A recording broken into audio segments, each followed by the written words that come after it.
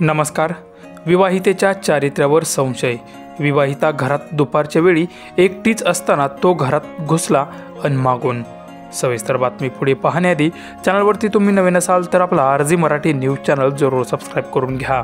छत्रपती संभाजीनगर जिल्ह्यातील महूनगर भागात एक धक्कादायक घटना घडली असून मिळालेली माहिती अशी की विठ्ठल वाघ व भारती यांचा विवाह 11 महिन्यांपूर्वी झाला होता। विवाह झाल्यानंतर काही महिने हे नवीन दाम्पत्य अगदी गुण्यागोविंदाने संसार करत होते, परंतु काही महिन्यातच विठ्ठल आणि भारती यांच्या संसारात माशी शिंकली। पती विठ्ठल हा आपल्या बायकोवरती संशय घेऊ लागला, त्यामुळे पत्नी भारती हिला त्याचा त्रास होऊ लागला।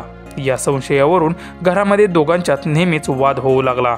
या वादाला कंटाळून दोघेही पुन्हा गावी राहायला गेले, परंतु गावी सुद्धा पत्नी भारती हिला विठ्ठल त्रास देऊ लागला। यामुळे भारतीने शेवटी माहेरी जाण्याचा निर्णय घेतला। यावेळी भारतीचे वडील 8 डिसेंबरला मुलीला माहेरी घेऊन गेले।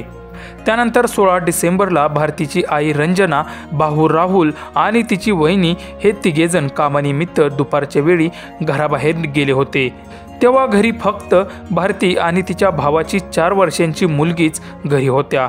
याच वेळेची संधी साधून भारतीचा पती विठ्ठल वाघ हा दुपारच्या वेळी तिथे आला आणि पत्नी भारतीसोबत त्याने पुन्हा वाद घातला। यावेळी हा वाद एवढा विकोपाला गेला की विठ्ठल वाघ याने पत्नी भारती हिच्या डोक्यात लोखंडी रॉडने वार केले आणि तिथून पळून गेला। घटनेची माहिती शेजाऱ्यांना समजल्यानंतर शेजाऱ्यांनी भारतीच्या वडिलांना घटनेची माहिती दिली। यानंतर तिचे वडील घरी आले आणि भारतीला घाटीत नेले। यावेळी डॉक्टरांनी तपासून तिला मृत घोषित केले।